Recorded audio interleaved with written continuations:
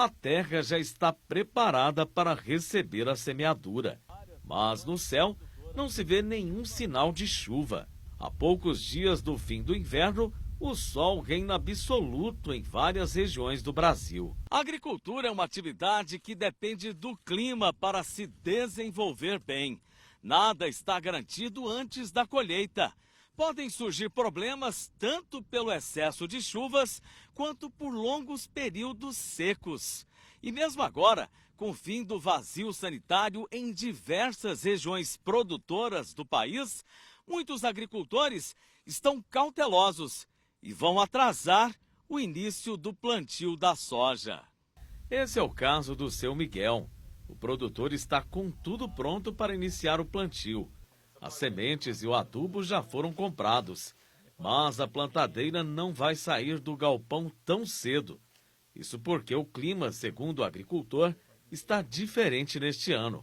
E a consequência direta disso é a baixa umidade no solo, situação que inviabiliza qualquer chance de semeadura dos 50 hectares que ele pretende cultivar na safra verão. Minha previsão é plantar em torno daí do dia 5 em diante de outubro plantar. Depois dá uma boa chuva aí, a semente hoje em dia é cara, tudo é caro, não dá para arriscar, tem que esperar. E as notícias do tempo não são nada animadoras para a agricultura. O agrometeorologista Ricardo Fites, da Embrapa Agropecuária Oeste, em Dourados, confirma que não existe previsão de chuvas significativas para a região sul do Mato Grosso do Sul. Enquanto não tem previsão de chuva, a esperança é que mude. Mas a situação atual não é recomendado fazer a semeadura da soja, porque nós viemos de um agosto muito seco e estamos com aproximadamente 10% da água disponível no solo. Historicamente, na região da Grande Dourados, costuma chover 102 milímetros em setembro. Mas, até agora, choveu menos de 10% do volume médio. Precisaríamos de chuva que infiltrasse no solo em torno de 70 milímetros, que chovesse então uns 80. Para uma condição razoável, que chovesse a metade disso, né? Quem plantar fora da condição ideal, ou seja, sem a quantidade necessária de chuvas para a germinação das sementes, vai correr um grande risco de sofrer prejuízos. O alerta é deste fitotecnista da Embrapa. A gente pode ter uma morte de plântulas elevada, plântulas com menor vigor. Consequentemente, isso vai ter impacto no potencial produtivo, gerando a necessidade de um replantio, né, que o custo vai ser muito mais elevado, ou a gente já parte com um potencial produtivo menor. Numa hipótese de replantio, os custos da largada de produção devem subir pelo menos 55%. Conforme as projeções feitas pelo analista da Embrapa, Alceu Riquetti, os gastos somados com o plantio e com a ressemeadura giram em torno de R$ 1.500 por hectare. E nesse custo vai estar embutido o quê? Um herbicida para poder matar aquela soja que nasceu, que está muito mal formado o estande. Precisa aí aumenta o custo com a pulverização do herbicida, mais o custo com a nova semente que ele for comprar, que for adquirir para semear, e mais a operação de semeadura. Nos últimos anos, o custo da semente de soja teve grandes aumentos devido à tecnologia.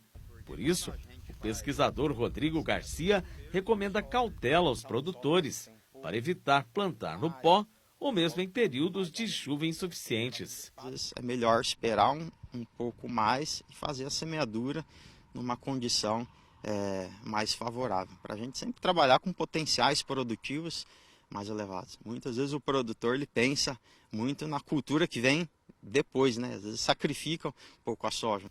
Apesar das condições desfavoráveis para a largada do plantio, o Brasil deve semear 36,4 milhões de hectares, avanço de 1,7% sobre o ciclo anterior.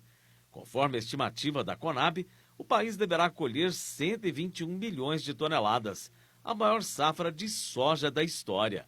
Já empresas de consultoria projetam um volume ainda maior, entre 123 e 124 milhões de toneladas. Se o tempo ajudar, a produtividade nacional pode registrar uma média de 3.349 quilos por hectare, 140 quilos a mais por hectare do que no ciclo anterior. Relatório do USDA, o Departamento de Agricultura dos Estados Unidos, mostra que a produção brasileira da soja na safra 2018-2019 já é a maior do mundo. O volume americano era estimado em quase 124 milhões de toneladas, mas fechou abaixo dos 100 milhões de toneladas. E aqui no Brasil, a soja fechou com 115 milhões na última safra. No ranking dos estados, Mato Grosso, o maior produtor do país, terá a maior área cultivada, 9,8 milhões de hectares, avanço de 0,6% em relação ao ciclo anterior, o que deve resultar em uma safra recorde de 32,8 milhões de toneladas. Já o Rio Grande do Sul deverá se manter em segundo lugar, tanto em área semeada quanto em volume.